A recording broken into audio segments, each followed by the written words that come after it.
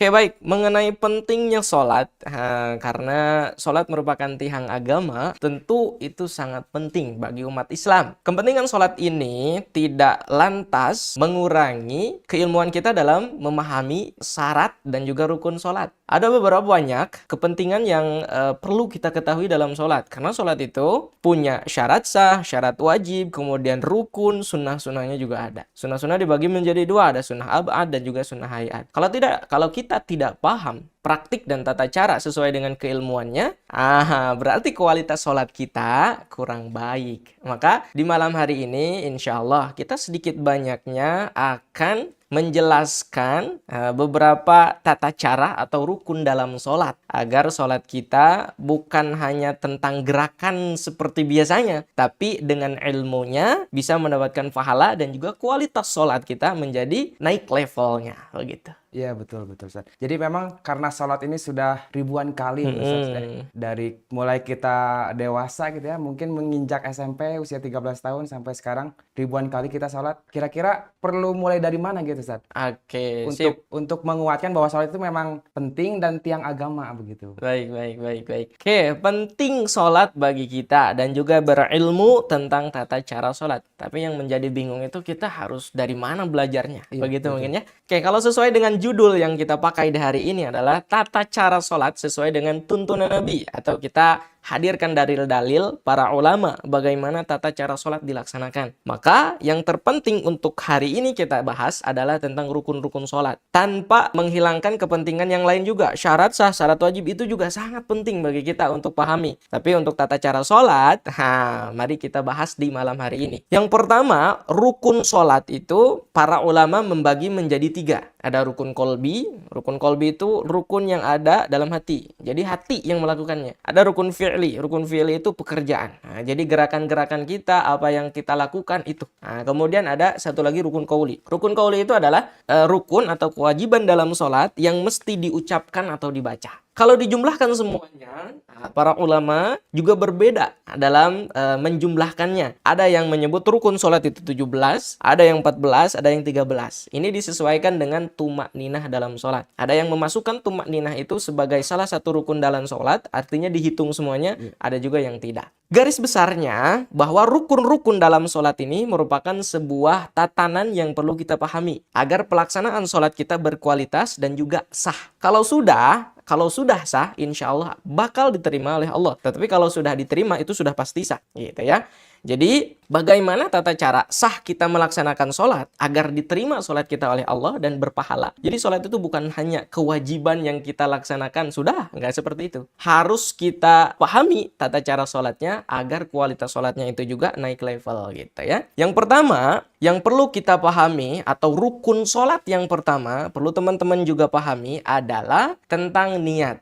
Niat ini banyak sekali kebingungan dan juga kesalahan-kesalahan umum yang sering terjadi. Nah, niat di sini emang ada sih? Emang adakah dalil Al-Quran maupun hadis Nabi-nya tentang keharusan niat dalam sholat itu? Mari kita lihat. Dalam Quran surah Al-Bayyinah ayat ke-5, Allah Subhanahu wa taala berfirman, "Wa ma umiru illa liya'budullaha mukhlishina lahud-din hunafa." Padahal mereka hanya diperintah untuk menyembah Allah dengan ikhlas. Para ulama menafsirkan kata mukhlis dalam beribadah atau ikhlas dalam beribadah itu bagaimana sih? Ikhlas dalam beribadah itu ada dalam ketentuannya dalam niat. Mana? Niat itu adalah menyengaja melakukan sesuatu bersamaan dengan sesuatu itu dilakukan. Dan kita harus fokus pada niat tersebut. Kalau tidak fokus, dia tidak disebut sebagai orang yang mukhlis dalam beribadah. Artinya, ketika melaksanakan sholat, ketika kita niat, maka kita harus ikhlas dalam beribadah. Artinya, hilangkan masalah-masalah lain selain daripada sholat. Jangan mikirkan hutang ketika niat. Jangan mikirkan suami atau istri ketika niat. Atau jangan mikirkan masalah-masalah duniawi yang lain. Bahkan masalah agama pun jangan kita kaitkan atau jangan kita sambungkan dengan niat ketika kita melakukan niat dalam sholat. Ya. Kalau semuanya kita fokuskan ke niat, itulah yang disebut dengan mukhlishina lahuddin. Nah, oleh karena itu kita akan paparkan lebih jelas bagaimana tata cara niat agar kita fokus dalam melaksanakan sholat dan juga sah niatnya. Karena ketentuan sholat sah dan tidaknya juga itu tergantung niat kita. Kalau niatnya tidak benar, kalau niatnya tidak sah, otomatis sholat semuanya tidak sah. Nah, maka penting sekali perlu diketahui oleh sahabat-sahabat semuanya. Kemudian dalil daripada Rasulullah Shallallahu Alaihi Wasallam bersabda, Innamal a'malu binniyat wa innamal likulli imri'in ma nawa. Sungguhnya setiap amal, setiap perilaku, setiap aktivitas ibadah kalau tidak dibarengi dengan niat atau diawali dengan niat, maka dia akan tertolak. Atau misalnya, kita melaksanakan sholat tanpa niat. Itu bukan sholat. Itu hanya gerakan seperti sholat. Karena tanpa niat, maka itu bukan sholat. Tidak menggugurkan kewajiban. Wa innama likulli imri'in ma nawa. Dan balasan bagi setiap orang tergantung pada niat yang melakukannya.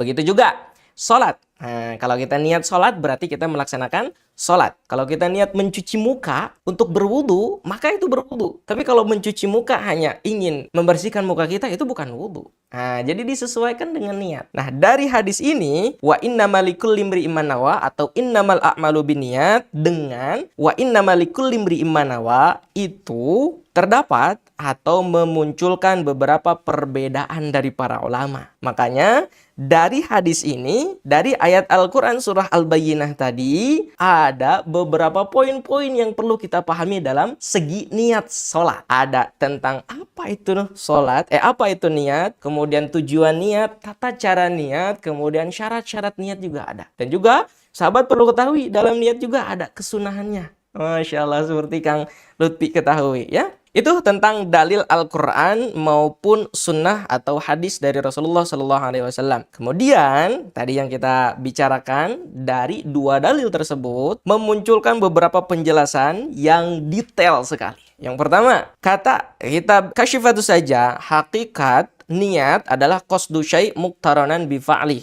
Nah, jadi penjelasan definisi secara istilahnya niat dalam sholat itu adalah menyengaja sesuatu bersamaan dengan melakukan sesuatu tersebut. Nah, kita bisa pahami bahwa di sini melakukan niat dengan melakukan pekerjaannya harus bareng atau muktaronan. Kalau dalam konteks niat, kalau dalam konteks sholat, maka ketika takbiratul ihram, Allah ucapkan niat dalam hati.